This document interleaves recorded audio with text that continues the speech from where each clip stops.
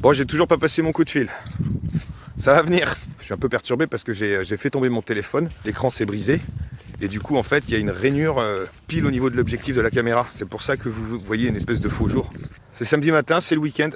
J'ai fini ma semaine au boulot. J'ai souvent du mal à couper. J'y pense un peu. Ça peut m'arriver que je fasse des petits trucs en lien avec le boulot. Mais je m'améliore, c'est de moins en moins. Fallait bien que je parle un peu de l'insertion professionnelle chez les autistes. Moi, je suis assez chanceux dans cette histoire. En fait, je dirais que je suis inséré professionnellement.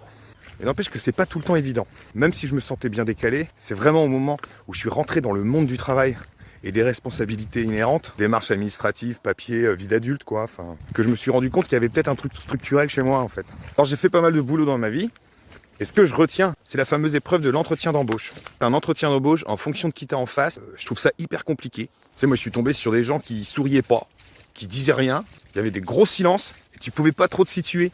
Je savais pas trop comment m'adapter. En plus, dans un entretien d'embauche, t'es obligé de dire ce que l'autre veut entendre. On va pas se mentir, hein. On dit pas forcément toute la vérité. Et moi, j'arrive bien à m'adapter à mes interlocuteurs une fois que je les ai observés, une fois que je les ai côtoyés, une fois que je les connais. Là, un entretien d'embauche, je les connais pas. Une fois, j'avais postulé pour un emploi, j'avais toutes les compétences requises, et j'avais pas été pris, je leur avais demandé pourquoi. Ils m'avaient dit que je me situais pas dans une dynamique d'échange, qu'ils avaient l'impression que je leur faisais un cours. En même temps, objectivement, j'étais beaucoup plus compétent que celui que j'avais en face de moi, hein. C'est difficile, les entretiens d'embauche, parce qu'il faut se tenir droit, faut regarder dans les yeux, faut éviter les gestes parasites. Ça demande une énergie de dingue. Mais sincèrement, je vais pas me plaindre, moi j'ai quand même toujours réussi à me débrouiller. J'ai eu une période dans ma vie où j'ai fait pas mal d'intérim. Ça, c'est chaud, l'intérim. Et quand t'es censé changer de boîte tous les 2 jours, et je pense que c'est valable pour n'importe qui. Faut pas se paumer sur la route en cherchant l'entreprise. Faut se présenter à l'accueil, comprendre un peu ce qu'on nous demande, faire sa place avec des nouveaux collègues, et repartir, ainsi de suite. C'était une période qui était hyper déstabilisante. Dans certaines usines où j'ai travaillé, il y avait beaucoup de bruit. Moi, j'ai remarqué que je mets toujours un petit temps avant de faire ma place. Enfin, moi, je m'en suis pris plein la gueule professionnellement, hein. Certains collègues qui me disaient que je communiquais comme dans un bouquin. D'autres que je bossais en solo, que j'étais pas dans le travail d'équipe.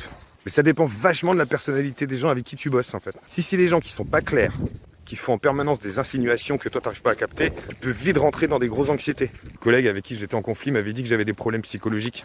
C'est pas vrai. C'est juste que sa manière de communiquer correspondait pas du tout avec ma cartographie du monde. Après, j'essaye de faire correctement mon boulot. Mais il faut que la mission soit bien précise quand même. Et en général, mes employeurs sont contents de moi, hein.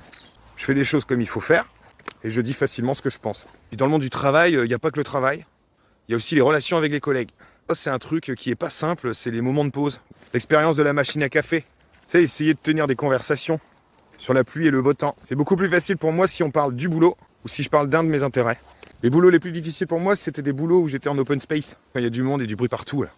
Après, tu t'adaptes en fait, tu trouves des stratégies, tu instaures tes petits rituels, ton rythme, tu t'isoles quand tu as besoin.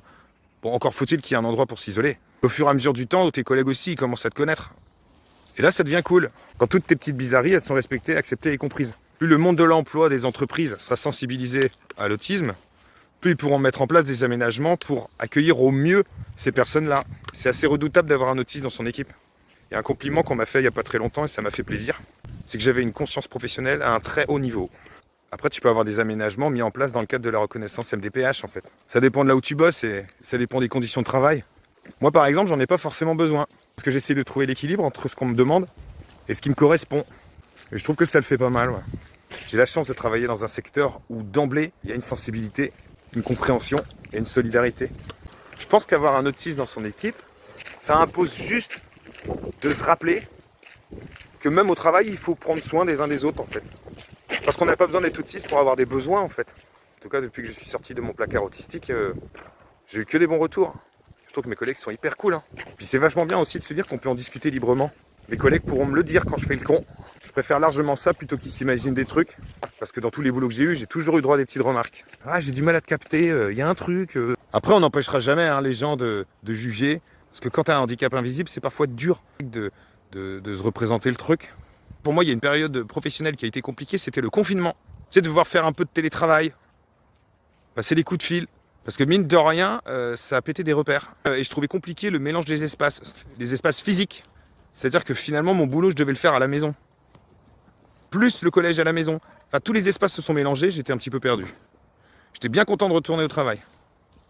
Et je pense que c'est une très bonne chose de soutenir l'insertion professionnelle des autistes et du handicap en général, hein, de toute façon. C'est un message qui s'adresse à la société, finalement. On passe 80% de notre temps au boulot, la moitié de notre vie. À un moment donné, il faut peut-être essayer de s'accrocher sur des valeurs humanistes et de bienveillance et d'ouverture.